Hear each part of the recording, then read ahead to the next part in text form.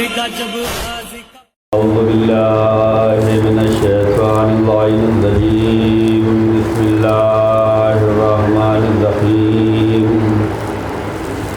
الحمد لله الذي نور قلوبنا بمحبة الحسين وجده وأبيه وأمه وأخيه وبنيه وشيعة آل محمد والصلاة والسلام على أشرف الأنبياء والمرسلين حبيب إله العالمين بالقاسم محمد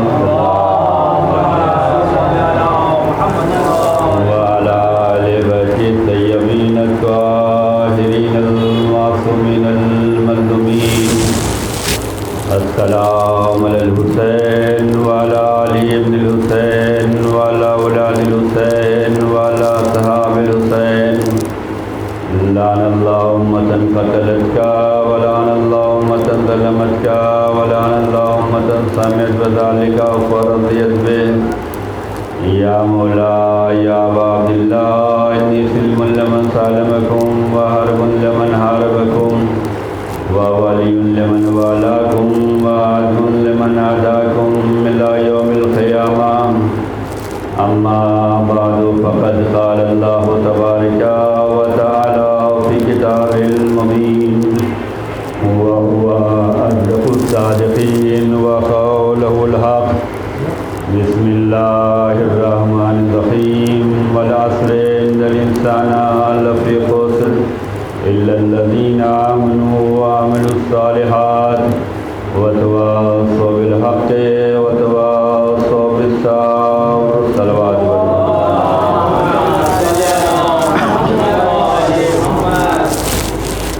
عزیزان گرامی، سورہ مبارک یسر قرآن مجید کا مختصر سا سورہ ہے. اس سورہ میں پروردگار عالم قسم کھانے کے بعد یہ فرما رہا ہے کہ قسم ہے زمانے کی کہ انسان گھاٹے میں ہے، سوائے ان لوگوں کے جو ایمان لائے ہیں اور عمل صالح بجا لاتے ہیں اور حق اور صبر پر ایک دوسرے کا ساتھ دیتے ہیں. اس سورہ مبارکہ میں پروردگار عالم نے کامیاب لوگوں کی جو نشانی بیان فرمائی ہے وہ 4 نشانی ہے. اس 5 مجالس کا موضوع انشاءاللہ قرآن اور اہل بیت کی نگاہ میں کامیاب لوگ کون ہیں ان کے بارے میں گفتگو ہوگی. انشاءاللہ کوشش کریں گے کہ قرآن اور اہل بیت علیہ السلام کی نگاہ میں کامیاب لوگ کون ہیں، ان کے فضائل، ان کے مناقب، ان کے رتبے، ان کے درجے ہمیں پیش کرنا ہے اور کوشش کرنی ہے کہ ہم اسی راہ پہ چلیں. ظاہر سی بات ہے ہر انسان کی خواہش اور تمنا آرزو یہ ہوتی ہے کہ ہم کامیاب بنیں. کامیاب بننے کے لیے ہمیں کیا کرنا ہوگا، کیا کرنی ہوگی، کس راہ پہ چلنا ہوگا، کس کو فالو کرنا ہوگا، یہ ہمیں قرآن اور اہل بیت علیہ السلام بتلائیں گے.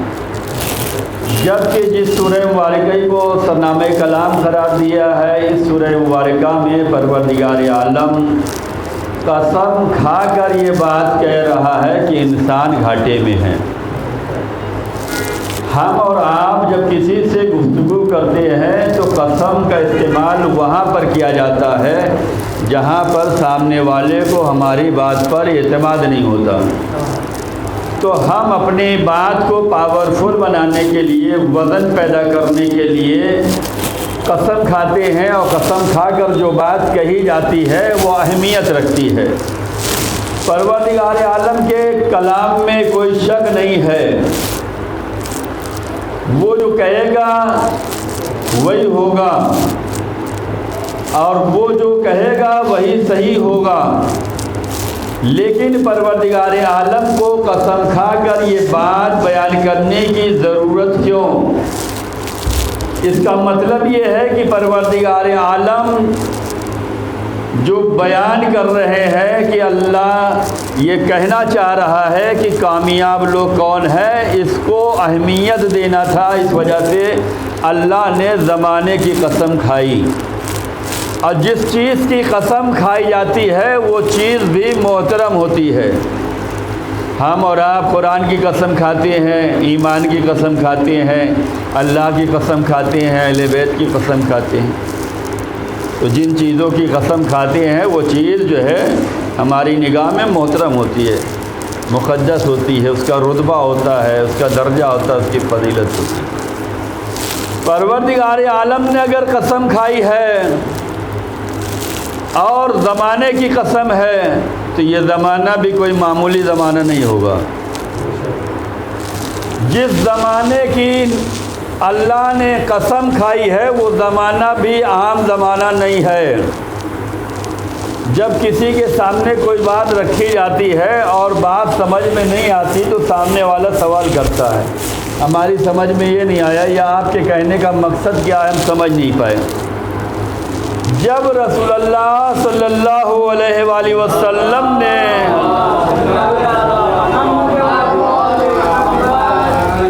اس بات کا تذکرہ کیا کہ اس قسم ہے زمانے کی کہ انسان گھاٹے میں ہے، سوائے ان چند لوگوں کے جو ایمان لائے ہیں اور عمل کریں گے اور حق پرست ہوں گے اور صبر کا دامن تھامے ہوں گے، وہ کامیاب لوگ ہوں گے۔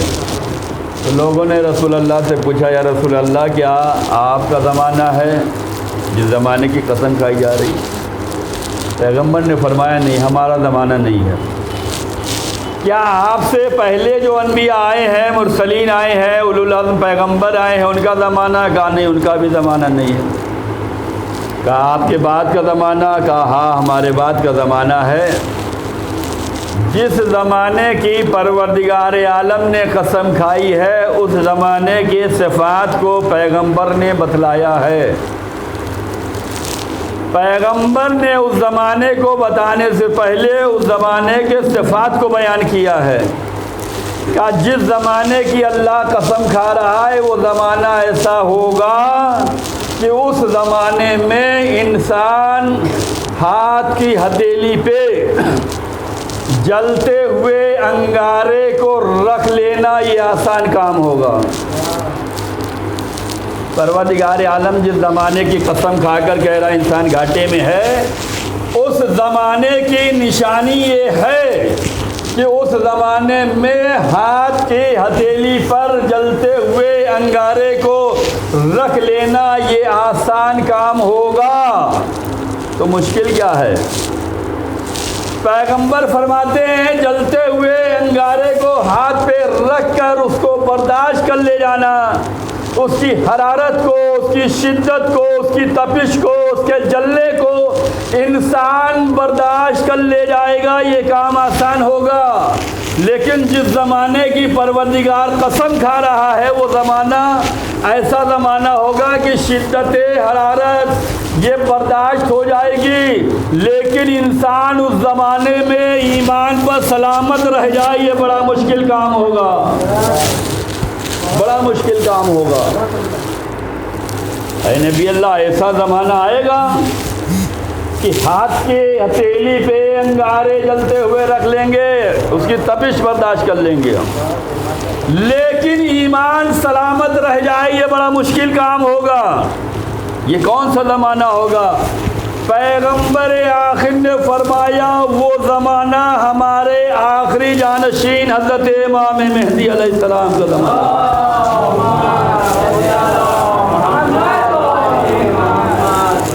یہ زمانہ جس میں ہم اور آپ زندگی بسر کر رہے ہیں یہ غیبت امام کا زمانہ ہے۔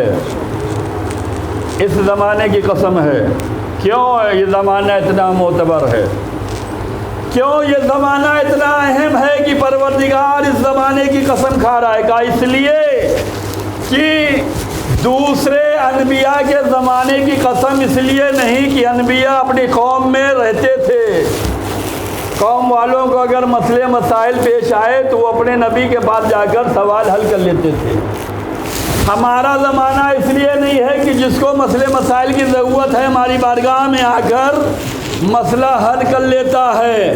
ہمارے 11 جانشینوں کا بھی زمانہ نہیں ہے، اس لیے کہ وہ قوم میں ہیں، لیکن ہمارا 12واں جانشین پردہ غیب میں ہوگا، اور ان کے چاہنے والوں کا عقیدہ اتنا مضبوط ہوگا کہ اپنے امام وقت کی غیبت پر یقین رکھتے ہوں گے۔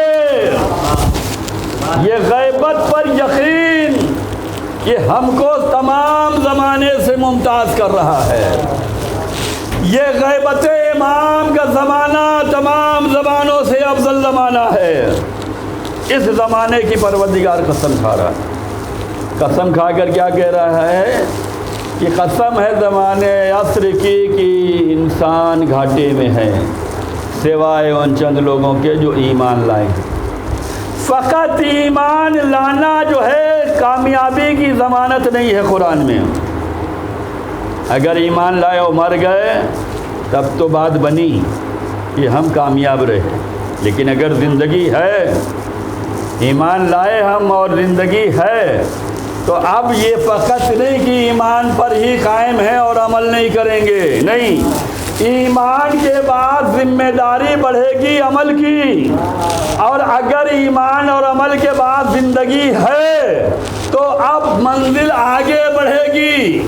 ایمان اور عمل کے بعد زندگی اگر ہے تو عمل کی ذمہ داری آگے بڑھے گا، کیا کا حق کا ساتھ دینا ہے، ایک دوسرے سے وعظ و نصیحت کرنی ہے، حق پرست بننا ہے، حق پرست بنانا ہے، اور زندگی رہی تو ان تینوں کے بعد چوتھی منزل آتی ہے صبر کی، ایک دوسرے کو صبر کی تلقین کرنا ہے۔ یہ 4 صفات جس میں ہوں گے وہ کامیاب ہے قرآن کی نگاہ میں۔ ان میں سے 3 کامیابی کی ضمانت نہیں، ان میں سے 2 کامیابی کی ضمانت نہیں، ان میں سے 1 کامیابی کی ضمانت نہیں۔ اگر زندگی ہے تو ان 4 کو ماننا جو ہے، اس کو فالو کرنا، اس پہ عمل کرنا، اس پہ چلنا، اس راہ کو اپنانا، یہ کامیابی کی ضمانت ہے۔ اب ہمارا ایمان دیکھیں، اگر ہم قرآن اور اہل بیت کی نگاہ میں کامیاب بننا چاہتے ہیں تو ایمان رکھنے کے ساتھ ساتھ عمل، ایمان اور عمل کے ساتھ ساتھ حق پرستی، ایمان اور عمل اور حق پرستی کے ساتھ ساتھ صبر۔ اب ایمان دیکھیں، سب سے پہلی منزل وحدانیت خدا پر ایمان، اشہد ان لا الہ الا اللہ لا شریک لہ۔ پہلا ایمان خدا کی وحدانیت پہ ہے، اس کے علاوہ کوئی خدا نہیں ہے، اسی کی عبادت کرتے ہیں، اس کے علاوہ کسی کی عبادت نہیں کرتے، اسی کی پرستش کرتے ہیں، اس کے علاوہ کسی کی نہیں کرتے۔ خدا کی وحدانیت پر ایمان ہے، قیامت پر ایمان ہے، انبیاء پر ایمان ہے، امامت پر ایمان ہے، قرآن پر ایمان ہے، جنت پر ایمان ہے، جہنم پر ایمان ہے، حساب و کتاب پر ایمان ہے، سوال و جواب پہ ایمان ہے، یہ سارے ہمارے ایمان ہیں۔ اب ایمان ہم لا چکے، اب ہماری ذمہ داری آگے بڑھ رہی، اس لیے کہ ابھی زندہ ہیں۔ اگر زندہ ہیں تو ایمان کے بعد عمل کرنا ہے۔ کہ عمل کیسے ہوگا؟ کہ ہم خدا کو مان رہے ہیں تو خدا نے جو واجبات رکھے ہیں نماز روزہ حج کی شکل میں، اس پہ عمل کرنا ہوگا۔ ابھی ہم زندہ ہیں، اب ہمیں عمل کرنا ہے۔ 1,24,000 نبیوں پہ ہمارا ایمان ہے۔ اب ہم آخری نبی کے دور میں زندگی گزار رہے ہیں، انہوں نے جو کچھ کہا ہے اس پر ہمیں عمل کرنا ہے۔ ان پر عمل کرنے کا مطلب یہ ہے کہ انہوں نے اہل بیت سے محبت کے لیے کہا ہے، انہوں نے اہل بیت کا دامن تھامنے کے لیے کہا ہے، انہوں نے ذکر حسین کرنے کے لیے کہا ہے، انہوں نے علی کی ولایت کا اعلان کر کے بتلایا ہے کہ علی علی کی ولایت کا اقرار کرنا ہے اور علی کے دامن سے متمسک ہونا ہے۔ اگر زندگی ہے تو ہم ایمان بھی لائے اور عمل بھی کر رہے ہیں۔ اب زندگی اگر ہماری ہے تو اب ہمیں حق پرست بھی بننا پڑے گا۔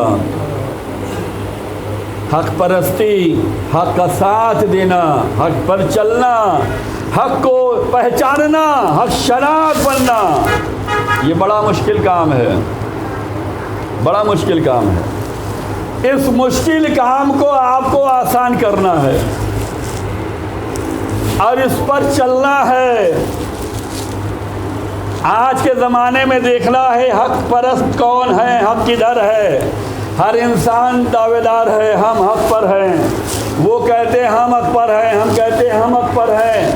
ان کے یہاں حق پایا جاتا ہے، ان کے یہاں حق پایا جاتا ہے۔ ہم حق کو پہچانے کیسے؟ آیا رسول اللہ نے کوئی فارمولہ دیا تھا یا نہیں دیا تھا حق پہچاننے کا؟ رسول نے اپنے زمانے میں امت اسلامیہ کو ایک فارمولہ دیا تھا حق پہچاننے کا، اور وہ فارمولہ یہ تھا کہ دیکھنا جدھر علی ہوں گے ادھر حق ہوگا۔ اب اگر ہم حق پرست ہیں تو ہر زمانے میں علی کے ساتھ رہیں، جو حق پر ہوگا وہی کامیاب ہوگا۔ اور حق پر رہنے کے ساتھ ساتھ ابھی زندگی ہے، ابھی موت کا فرشتہ آیا نہیں ہے بلانے کے لیے۔ ابھی اللہ نے اپنی بارگاہ میں ہمیں اس طریقے سے نہیں بلایا جس طریقے سے نماز میں بلاتا ہے۔ ابھی اللہ نے اپنی بارگاہ میں اس طریقے سے نہیں بلایا ہے جس طریقے سے قرآن پڑھوا کے بلا لیتا ہے۔ ابھی اللہ نے ہمیں اپنی بارگاہ میں اس طریقے سے نہیں بلایا ہے جیسے زکوٰۃ و خمس اور صدقہ و خیرات کی شکل میں بلا لیتا ہے۔ ابھی اللہ نے اس طریقے سے ہمیں اپنی بارگاہ میں نہیں بلایا جیسے نیکی کی ہدایت کرنے کے لیے ہمیں آمادہ کر دیتا ہے۔ ابھی موت کا فرشتہ اس نے نہیں بھیجا ہے، ابھی زندگی ہے۔ تو اس زندگی میں ہم ایمان بھی رکھیں گے، عمل بھی کریں گے، حق پرست بھی ہوں گے، لیکن حق پرستی کے ساتھ ساتھ ہمیں صبر کا بھی دامن تھامے رکھنا ہے، اپنے سے باہر نہ ہو جائیں، کسی پہ بیجا غصہ نہ نکالنے پائیں، اپنے غصے کو کنٹرول میں رکھنا ہوگا، اپنے نفس پر قابو پانا ہوگا، اپنے دل و دماغ پہ ہمیں قبضہ کرنا ہوگا، اپنے نفس کو اپنے کنٹرول میں رکھنا ہے، صبر کا دامن تھامے رہنا ہے۔ یہ چار صفات جس میں ہوں گے وہ قرآن کی نگاہ میں کامیاب لوگ ہیں۔ اب ہمیں دیکھنا ہے ہم ایمان رکھتے ہیں، عمل کتنا کر رہے ہیں۔ ہم ایمان رکھتے ہیں، عمل کر رہے ہیں، حق پرست کتنے ہیں۔ ہم ایمان رکھتے ہیں، عمل کر رہے ہیں، حق پرست ہیں، صبر کتنا کر رہے ہیں۔ جو جتنا ہوگا سب ایک درجے پہ نہیں آ سکتے، سب ایک لیول پہ نہیں آ سکتے، سب ایک منزل پہ نہیں آ سکتے، سب کے دل و دماغ کی سوچ الگ ہے، فکر الگ ہے، سب کا ایمان الگ ہے، سب کا عمل الگ ہے، سب کا جذبہ الگ ہے، سب کی نیت الگ ہے، سب کی فکر الگ ہے۔ یہ قدرت نے بنایا ہی ایسا ہے، اس لیے کہ 1,24,000 نبی اللہ کی جانب سے آئے ہیں، سب ہادی ہیں، سب معصوم ہیں، سب رہبر ہیں، سب نبی ہیں، لیکن سب ایک جیسے نہیں تھے، سب ایک جیسے نہیں تھے۔ اس لیے قرآن کہہ رہا ہے تلک الرسل فضلنا بعضهم علی بعض، ہم نے بعض رسولوں کو بعض رسولوں پہ فضیلت دی ہے۔ تو جب اللہ کے بھیجے ہوئے نبی سب ایک درجے پہ نہیں ہیں تو مجلس امام میں آنے والا ہر ایک ایک فکر کا نہیں ہوگا، سب کی فکریں الگ ہوں گی، سب کے جذبے الگ ہوں گے، سب کے عقیدے الگ ہوں گے، لیکن ان عزاداروں کی ہمیں قدر کرنی ہے، ان عزاداروں کا ہمیں احترام کرنا ہے۔ جو مجلس امام حسین میں آتے ہیں یہ بڑے محترم ہیں، یہ درجے میں الگ الگ ہو سکتے ہیں، لیکن جو درجہ انہیں ملا ہے، جو شرف انہیں ملا ہے، جو بزرگی انہیں ملی ہے وہ کسی کو نہیں ملی۔ عزیزان گرامی، فرش ادا حسین پہ جو ہم بیٹھے ہیں، اس فرش ادا کی ہمیں قدر و قیمت سمجھنی چاہیے۔ जिस फर्श अदाए हुसैन पे आपको बैठना नसीब हुआ है, ये आपके मुक़द्दर की बात है, ये आपके शरफ की बात है, ये अल्लाह ने आपको तौफीक दी है, ये आपका कोई कार्य खैर है जो आपको यहाँ तक लाया है। अब हम यहाँ तक आ चुके हैं तो क्या यहीं तक रह जाएं? जिस मोहब्बत हुसैन ने आपको खींच कर फर्श अदा तक लाई है, जिस मोहब्बत हुसैन ने आपको अज़ादार बनाया है, जिस मोहब्बत हुसैन ने आपको मातमदार बनाया है, जिस मोहब्बत हुसैन ने आपको मजलिसों में हिस्सा लेने का जज्बा दिखाया है, आया इस जज्बे की हमें कद्र करनी है या नहीं करनी है? हमें इसका एहतराम करना या नहीं करना है? हमें इसका ख्याल रखना है या नहीं रखना है? हमें अपनी अज़मत समझनी है या नहीं समझनी है? अहले बैत की निगाह में कामयाब लोग जिस फर्श अदाए हुसैन पे बैठे हैं, ये मामूली फर्श नहीं है, ये मामूली जगह नहीं है। आज शब जुमा है, शब जुमा हदीस किसा पढ़ी जाती है, कितने अज़ादारों ने पढ़ी होगी? शब जुमा हदीस किसा पढ़ी जाती है। हदीस किसा में क्या है? हदीस किसा में है कि पंजतन जो है वो चादर ज़हरा में आए, पंजतन चादर ज़हरा में आए। आप जानते हैं पंजतन कौन है? सब जानते हैं, ज़माना जानता है। लेकिन जब ये चादर ज़हरा के अंदर आ गए तो फरिश्तों ने अल्लाह से पूछा, परवरदिगार ये चादर के नीचे है कौन? तो क्या ये फरिश्ते नहीं जानते? क्या ये फरिश्ते नहीं जानते थे कि चादर ज़हरा में कौन है? जानते हैं, इन्होंने देखा है, ये पहचानते हैं, ये खादिम बनकर आते हैं इनके दरवाजे पे, ये इनके हुक्म पे काम करते हैं, ये इनके इशारों पे चलते हैं। पंजतन को ये मलाइका अच्छी तरीके से जानते हैं, लेकिन ये सब मलाइका अल्लाह की बारगाह में पूछ रहे हैं, परवरदिगार चादर में है कौन? परवरदिगार क्या इन्हें नहीं मालूम? अल्लाह ने इन अहले बैत का तारुफ फरिश्तों से कराया जिन्होंने पूछा कौन है, जबकि जानते हैं इसमें कौन है। पूछा कौन है, अल्लाह ने तारुफ कराया। क्या कह के तारुफ कराया? इसमें फ़ातिमा हैं, उनके बाबा हैं, उनके शौहर हैं, उनके बेटे हैं। ये हर हदीस किस्सा पढ़ने वाला अज़ादार मोमिन जानता है कि अल्लाह ने फ़ातिमा के ज़रिए से तारुफ कराया। क्या फ़रिश्तों को नहीं मालूम था इसमें मोहम्मद हैं? क्या फ़रिश्तों को नहीं मालूम था इसमें मौला अली हैं? क्या फ़रिश्तों को नहीं मालूम था इसमें जनाब ज़हरा हैं? क्या फ़रिश्तों को नहीं मालूम था इसमें हसनैन हैं? मालूम था कि नहीं था? अगर नहीं मालूम तो पहले से तो जानते हैं, इस दरवाजे पे आए हैं, दर्जी बनकर आए हैं, चक्की चलाने के लिए आए हैं, मिस्कीन बनकर आए हैं, यतीम बनकर आए हैं। मालूम है तो ये सवाल क्यों?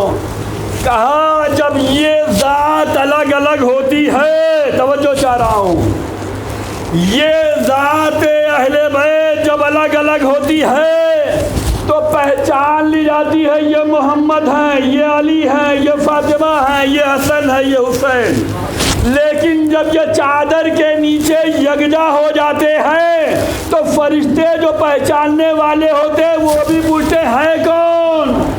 तो एक ही तारुफ होता है, इसमें तारुफ अब यूँ नहीं होगा कि ये मोहम्मद हैं, ये अली हैं, ये फातिमा हैं, ये हसन है, ये हुसैन। नहीं, जब ये चादर ज़हरा में आ गए तो एक ذات سے سب کا تعارف ہوگا، وہ ذات گرامی فاطمہ کی ہوگی۔ فاطمہ کے بابا ہیں، فاطمہ کے شوہر ہیں، فاطمہ کے بیٹے ہیں۔ اگر بات یہاں تک سمجھ میں آ گئی کہ جب یہ اہل بیت الگ الگ ہیں تو ناموں سے پہچانے جاتے ہیں، جب چادر زہرا میں آ جاتے ہیں تو ایک ذات سے سب کا تعارف ہوتا ہے، ایسے ہی ہم اور آپ ہیں، جب مجلس سے دور ہوتے ہیں تو کوئی جعفر ہے، کوئی صادق ہے، کوئی زید ہے، کوئی کچھ ہے، لیکن جب فرش ادائے حسین پہ آ جاتے ہیں تو جتنے ہوتے ہیں سب ازادار حسین ہوتے ہیں۔ ایک صلوات بر محمد آل محمد۔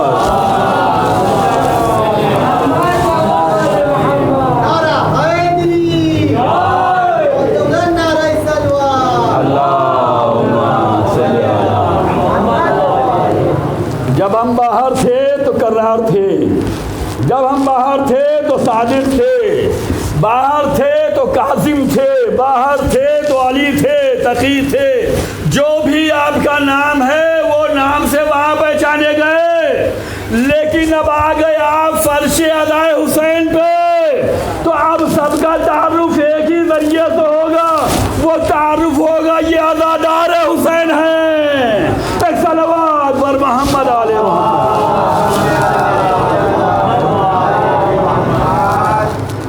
کامیاب لوگ قرآن کی نگاہ میں ایمان، عمل اور حق پرست اور صبر کرنے والے، اہل بیت کی نگاہ میں کامیاب کون ہے؟ ہمیں دعوی محبت ہے، ہم اہل بیت سے محبت کرتے ہیں۔ آپ کو دعویٰ ہے کہ آپ اہل بیت سے محبت کرتے ہیں، یہ ہمارے اور آپ کے دعوے ہیں۔ یہ دعویٰ ویلو رکھتا ہے، یہ دعویٰ عظمت رکھتا ہے، یہ دعویٰ فضیلت رکھتا ہے، یہ دعویٰ ہمیں ابھارتا ہے، یہ دعویٰ ہمارے جذبات کی عکاسی کرتا ہے، یہ دعویٰ ہمارے ایمان اور عقیدے اور عمل کو مضبوط کرتا ہے کہ ہم محب اہل بیت ہیں۔ لیکن ان تمام دعووں کے باوجود یہ ہماری طرف سے ہے، یہ آپ کی طرف سے ہے۔ یہ ہمارا دعویٰ کرنا اور ہے، اور اگر اہل بیت کہہ دے یہ ہمارا ہے تو یہ اور ہے۔ اب میں پیش کرنا چاہتا ہوں کہ وہ عمل جس عمل کی بنا پر اہل بیت کہیں گے ہاں یہ ہمارا ہے، ابھی تک تو دعویٰ یہ ہے کہ اہل بیت ہمارے ہیں، ہم ان کے ہیں، ہم ان کے جاننے والے، ہم ان کے ماننے والے، ہم ان کی راہ پہ چلنے والے، ہم ان سے محبت کرنے والے، ہم ان کے ماتم کرنے والے، ہم ان کی مجلس کرنے والے، ہم ان پہ رونے والے، یہ ہمارا ان سے ہے۔ لیکن وہ عمل جو وہ کہہ دے کہ ہاں یہ ہمارا ہے، یہ کامیابی ہے، وہ کون سا عمل ہے؟ وہ عمل یہ ہے، اور اس عمل کو آپ اپنی زندگی میں نافذ کریں۔ اگر آپ اہل بیت کی نگاہ میں کامیاب ہونا چاہتے ہیں تو اس عمل کو نافذ کر لیں اپنی زندگی میں۔ مولا امام جعفر صادق علیہ الصلوۃ والسلام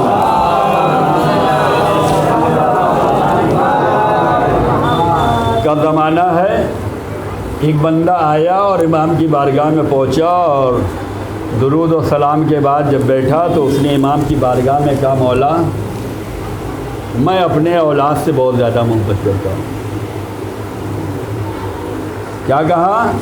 مولا میں اپنے اولاد سے بہت زیادہ محبت کرتا ہوں۔ اور اس کے بعد اس نے کیوں محبت کرتا ہوں وہ بھی کہا میں اپنی اولاد سے اس لیے زیادہ محبت کرتا ہوں کہ میری اولاد فرما بردار ہے، میری اولاد میرا کہنا مانتی ہے، میری اولاد میرا خیال رکھتی ہے، میری اولاد میرے لیے آرام کا سبب بنتی ہے، میری اولاد میرے لیے سکون کا سبب ہے، مجھے اچھی زندگی بسر کرنے کا موقع دیتی ہے، میری اولاد مجھ پر احسان کرتی ہے۔ مولا میں اپنی اولاد سے بہت زیادہ محبت کرتا ہوں۔ ایک بندہ امام کی بارگاہ میں پہنچ کر کہہ رہا ہے میں اپنے اولاد سے زیادہ محبت کرتا ہوں اس لیے کہ میری اولاد میرا کہنا مانتی ہے، میری اطاعت کرتی ہے، میری فرما برداری کرتی ہے، میرا خیال رکھتی ہے، مجھ پر احسان کرتی ہے، ہر طرح کا مجھے ख्याल रखती है, इसलिए मैं अपने औलाद से बहुत मोहब्बत करता हूँ। मौला ने सुनने के बाद कहा, हम तुम्हारी औलाद से मोहब्बत करते थे। तवज्जो चाहता हूँ। मौला ने सुनने के बाद कहा, हम तुम्हारी औलाद से मोहब्बत करते थे, लेकिन आज के बाद से हम तुम्हारी औलाद से ज़्यादा मोहब्बत करेंगे। हम तुम्हारी औलाद से मोहब्बत करते थे, लेकिन आज से हम तुम्हारी औलाद से ज़्यादा मोहब्बत करेंगे। क्यों? इसलिए कि बाप इमाम की बारगाह में अपनी औलाद की तारीफ़ कर रहा है। तो इमाम ने कहा कि जो वालिदैन अपनी औलाद की हमारी बारगाह में तारीफ़ करेंगे, उस औलाद को हमारी निगाह में बुलंद होना है। हम मोहब्बत करते थे, वो हमारा है, लेकिन तुम्हारा फर्माबरदार है, लिहाजा आज से हम तुम्हारी औलाद से ज़्यादा मोहब्बत करेंगे। मौला ने बतला दिया कि अगर हमारी निगाह में दर्जा चाहिए, अज़मत चाहिए, फजीलत चाहिए, रुतबा चाहिए, तो अपने माँ बाप का ख्याल रखो, हमारी निगाहों में बुलंद हो जाओगे। एक सलवात पर मोहम्मद अलैहि।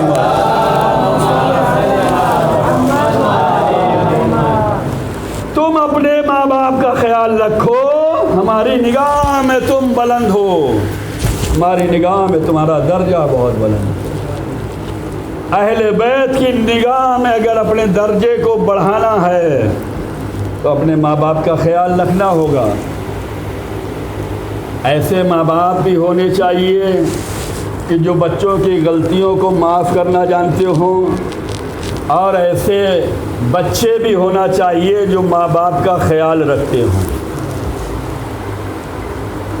जब ये माँ बाप, ये औलाद का रिश्ता अपने वालिदैन से मजबूत होगा, तो यही औलाद इमाम की निगाह में जो है कामयाब होगी।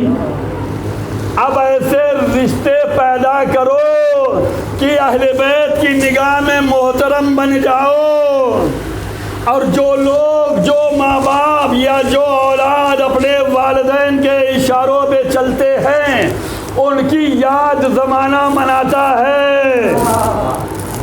माँ बाप का अगर तुमने ख्याल रखा और उनके बताए हुए रास्ते पे अगर तुमने कदम आगे बढ़ाए, तो ज़माना तुम पे नाज करेगा। इमाम तुम्हें सलाम करेंगे, इमाम तुम्हारा एहतराम करेंगे, इमाम के यहाँ तुम्हारा रुतबा होगा, दर्जा होगा। वाक़ई इब्राहिम और इस्माइल तो याद होगा ना अदादारों को। एक बाप ने ख्वाब देखा, हम अपनी औलाद को ज़बह कर रहे हैं। औलाद का वालिदैन के साथ रिश्ता मजबूत होना चाहिए। इब्राहिम जैसे नबी ने ख्वाब देखा, हम अपने बच्चे को मिना के मैदान में ज़बह कर रहे हैं। ख्वाब है। जनाब इस्माइल से या ये कहा जाए, एक बाप ने अपने बेटे से कहा, बेटा मैंने ख्वाब देखा है। बेटे ने क्या कहा? बेटे ने कहा, बाबा जान आपको जो भी हुक्म परवरदिगार मिला है आप उस पर अमल कीजिए, हम तैयार हैं। आपको हुक्म परवरदिगार मिला है, उस पर आप चलिए, इस हुक्म परवरदिगार पर चलिए, हम आपका साथ देने के लिए तैयार हैं। बाप हुक्म खुदा पे अमल करना चाहता है, बेटा बाप का साथ देने के लिए तैयार है। इब्राहिम ने इस्माइल को नहलाया धुलाया और अच्छे कपड़े पहनाए और लेकर घर से निकले और कहा मैं अपने दोस्त के यहाँ जा रहा हूँ, और लेकर निकले। किस लिए निकले? कि मीना के मैदान में पहुँचूँ और अपने लाल को कुर्बान करूँ जो मुझे हुक्म दिया गया है ख्वाब के आलम में। क्या हुआ? इब्राहिम चले, बाप काम करने पे जा रहा है, खुदा की राह पे जा रहा है, बेटा बाप का साथ देने के लिए तैयार है। या दूसरे लफ्ज़ों में ये कहा जाए कि हुक्म खुदा पर अमल करने के लिए باپ بھی تیار ہے، بیٹا بھی تیار ہے، چل رہے ہیں، گھر سے نکلے شیطان آ گیا، کہاں جا رہے ہو؟ معلوم نہیں ہے تمہیں کہاں لے جا رہے ہیں۔ شیطانوں سے بچ کر انسان اگر آگے بڑھ جائے تو وہی کامیاب ہوتا ہے۔ اس زمانے میں تو بڑی رکاوٹیں ہیں، اس زمانے میں بڑی آزمائشیں ہیں، اس زمانے میں شیطانی حربیں بہت زیادہ ہیں جگہ جگہ۔ آپ نیک کام کرنا چاہیں گے، شیطان جو ہے رکاوٹ پیدا کرنا چاہے گا، آپ کو الگ الگ طریقے سے بہکائے گا۔ ابراہیم و اسماعیل منع کے میدان میں جانے کے لیے نکل رہے ہیں، شیطان آ گیا، کہاں جا رہے ہیں؟ آپ نے خواب ہی تو دیکھا ہے، خواب کی بات سچ تھوڑی ہوتی ہے۔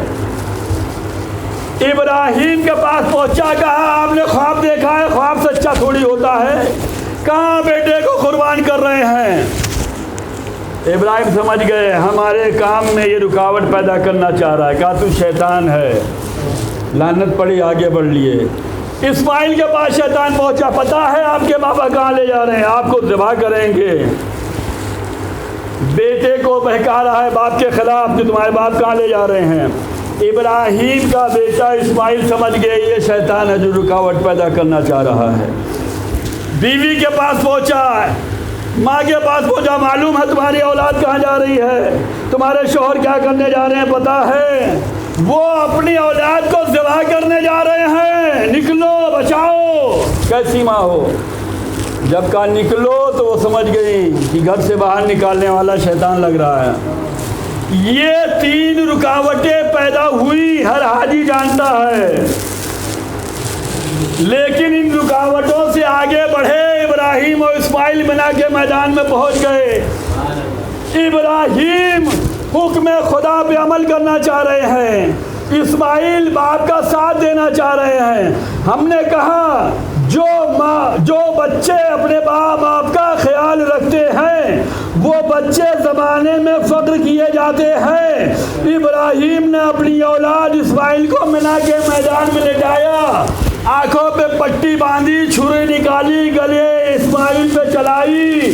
اب جو چھری چلائی اور پٹی ہٹائی تو دیکھا اسماعیل ادھر کھڑے ہوئے ہیں، دمبا ادھر ذبح ہو گیا۔ پروردگار ماجرا کیا ہے؟ پروردگار کی آواز آئے گی، ہم کسی کی جان نہیں لیتے، ہم کسی کا مال نہیں لیتے، ہم جذبہ دیکھتے ہیں، نیت دیکھتے ہیں، عمل دیکھتے ہیں، کہاں تک ہماری راہ میں آگے آ سکتے ہو، اور جب ہمارے بتائے ہوئے پہ آ جاؤ گے۔ ابراہیم اگر چھری چلا دے اسماعیل کے گلے پہ تو ہم ابراہیم کی اولاد کو بچا تو لیں گے، لیکن زمانے میں اسی یاد کو عید کی شکل میں منوائیں گے۔ کہنے کا مقصد یہ ہے کہ اگر بچے ماں باپ کی اطاعت کرتے ہوئے حکم خدا پہ عمل کریں تو اللہ اسی دن کو عید قرار دیتا ہے۔ ایک صلوات ور محمد علیہ محمد۔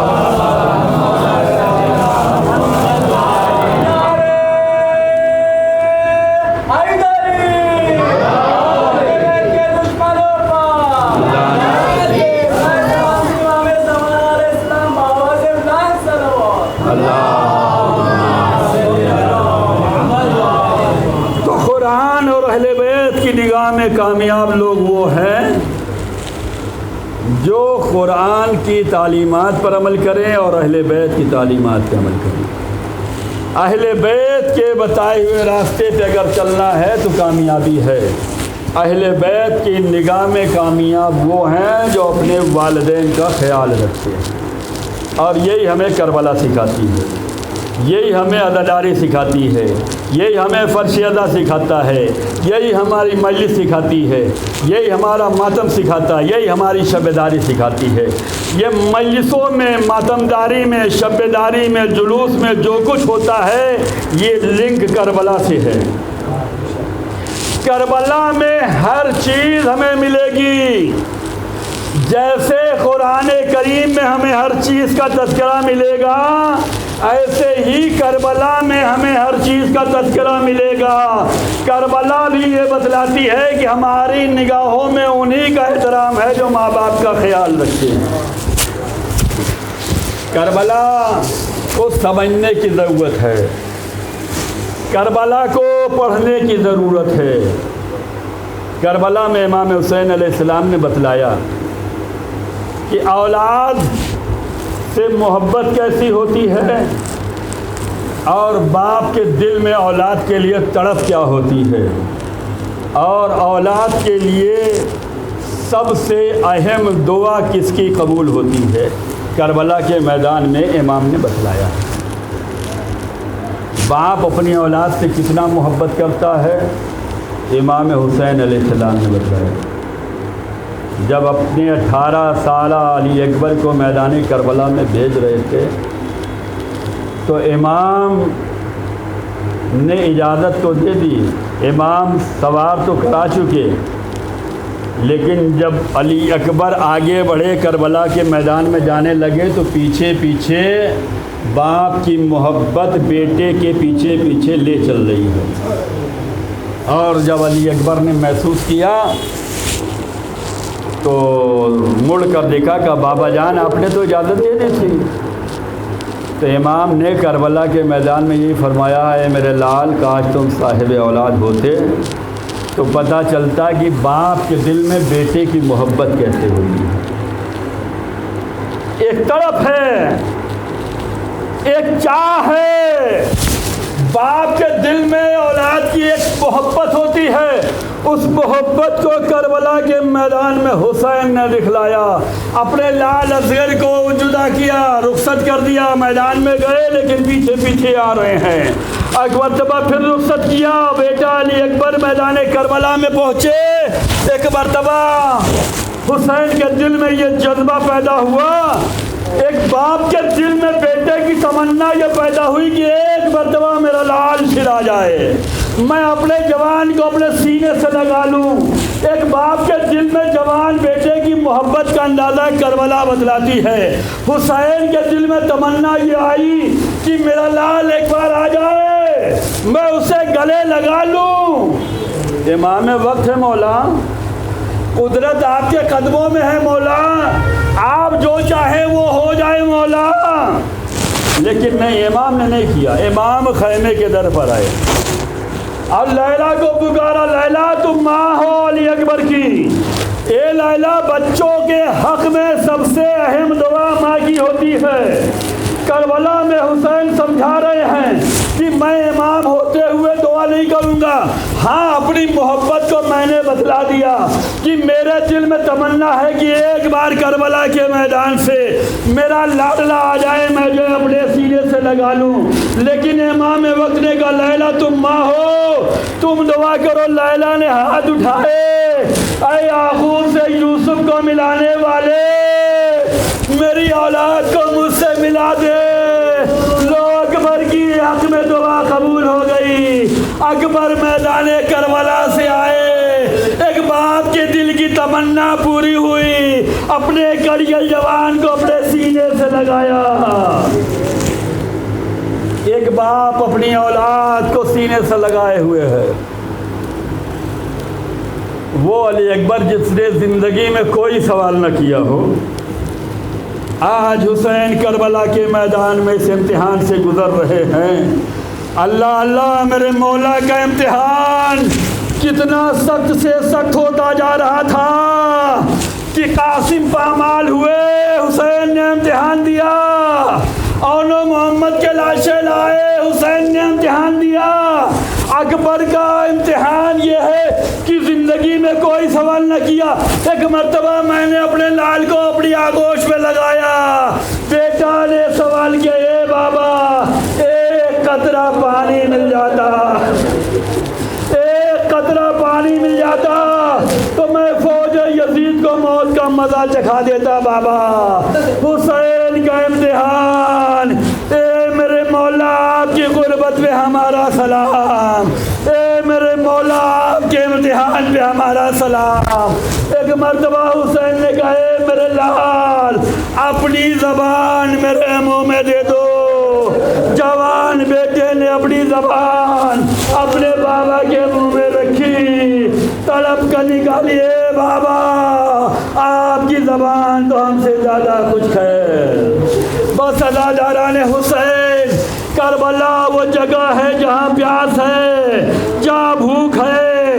پیاس کو محسوس کرنا ہو تو اکبر کی سبا میں یاد کرو، کربلا کی پیاس کو محسوس کرنا ہے تو حسین کے خشک زبان کو یاد کرو، اور پھر اہل حرم کے وہ بچے جو صدائے العطش بلند کر رہے تھے، سکینہ کی پیاس، اکبر کی پیاس، اصغر کی پیاس۔ اے عزادارو، جب شام غریبہ پانی آیا تو زینب نے سکینہ کو جگایا، اے بیٹی پانی آیا ہے، پانی پی لو۔ اے بوبی اماں، پہلے ہمیں کیوں دیا؟ کہا بیٹی تم سب سے کم سن ہو۔ سکینہ نے پانی لیا، قبر اصغر پہ دوڑی ہوئی آئی، اے سکینہ کہاں جا رہی ہو؟ اے بوبی اماں، میرا 6 مہینے کا بھیا بھی تو پیاسا تھا۔ اے عزادارو، سکینہ کب سیراب ہوئی میں نہیں جانتا، سکینہ کتنا پیاسی رہی میں نہیں جانتا، لیکن واقعہ ملتا ہے کہ شام کے لشکر میں یہ جب سفر پہ قافلہ جا رہا تھا تو ایک منزل پہ قیام ہوا، شبر بے حیا اپنی فوجوں کو پانی پلا رہا ہے۔ سکینہ شبر بے حیا کے قریب آئی اور کہتی ہے، شبر مجھے پیاس لگی ہے، پانی پلا دے۔ شبر لعنتی کہتا ہے کہ میں اپنے فوجوں کو پانی پلا لوں، اس کے بعد پانی دوں گا۔ سکینہ انتظار کرتی رہی، لشکر یزید سیراب ہوتا رہا۔ جب سب سیراب ہو چکے تو سکینہ نے کہا، اے شبر مجھے پیاس لگی ہے، پانی پلا دے۔ شبر کہتا ہے، میں پہلے اپنے جانوروں کو پانی پلا لوں، اس کے بعد جو ہے پانی دوں گا۔ سکینہ انتظار کرتی رہی، شبر سب جانوروں کو پانی پلا چکا۔ سکینہ نے کہا، اے شبر میں پیاسی ہوں، مجھے پانی دے دو۔ ایک مرتبہ شبر نے وہ ظلم کیا، مشکوں بھری ہوئی تھی، پانی کو زمین پہ ڈالا، سکینہ کو پانی نہ ملا، اچھی تڑپ کے رہ گئی۔ ہائے چچا، ہائے پیار، ہائے چچا، ہائے۔ الا لعنت اللہ علی القوم الکافرین وسیعلم الذین ظلموا ای منقلب ینقلبون۔